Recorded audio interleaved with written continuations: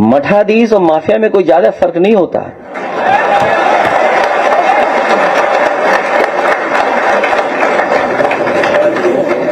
अपने संस्कार के अनुरूप धर्माचार्यों को ये माफिया बोलते हैं। इनकी प्रवृत्ति तो देखो, औरंगजेब की आत्मा सचमुच इनके अंदर घुस चुकी है।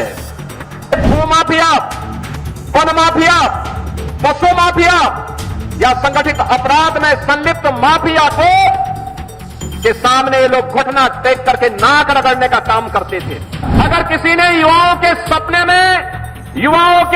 में रोड़ा बनने का काम किया तो उस रोड़े को जबरन हटाने का काम करके, उस बैरियर को जबरन हटाने का काम सरकार करेगी। जब भी जनता जनार्दन ने शक्ति दी है तो इन्होंने उस शक्ति का दुरुपयोग किया है, वैसे ही जैसे किसी कालखंड में भस्मासुर ने किया था। आपकी ताकत से ही आपकी आस्था पर प्रहार।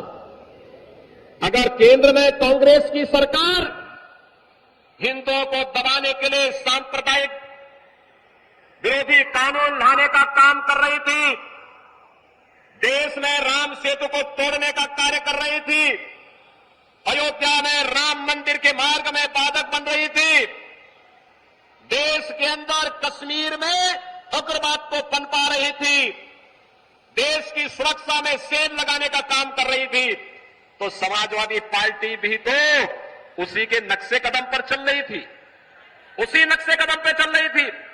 गुंडागिर्दी की चरम, अराजकता की चरम, हर दूसरे तीसरे दिन एक दंगा, हर माफिया के साथ इनके रिश्ते, और समाजवादी पार्टी तो ये माफिया और अपराधियों के सामने, दुर्दांत माफिया और अपराधियों के सामने नाक रगड़ते थे और अपने संस्कार के अनुरूप धर्माचार्यों को ये माफिया बोलते हैं।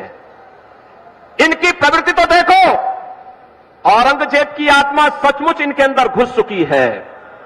औरंगजेब की आत्मा इस कदर घुस चुकी है कि भारत की धर्म और संस्कृति के प्रतीक धर्माचार्यों को ये माफिया कहते हैं, और जो संगठित अपराध में लिप्त थे, भू माफिया, वन माफिया, पशु माफिया या संगठित अपराध में संलिप्त माफिया को के सामने लोग घुटना टेक करके नाक रगड़ने का काम करते थे, युवाओं का शोषण करते थे, किसानों को आत्महत्या करने के लिए मजबूर करते थे, व्यापारियों को प्लान करने के लिए मजबूर करते थे, और इन्हीं के कारण कैराना जैसी घटनाएं घटित हुई।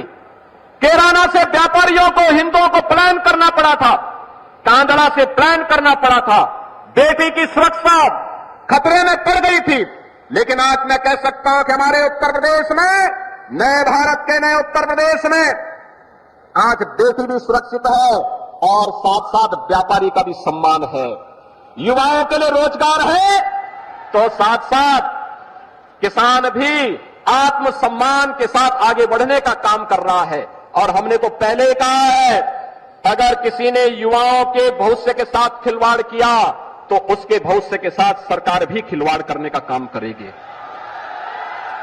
अगर किसी ने युवाओं के सपने में रोड़ा बनने का काम किया तो उस रोड़े को जबरन हटाने का काम करके, उस बैरियर को जबरन हटाने का काम सरकार करेगी, और बैरियर बनने वालों की संपत्ति को जब्त करके गरीबों में बंटवाने का काम भी सरकार करेगी। मठाधीश और माफिया में कोई ज्यादा फर्क नहीं होता।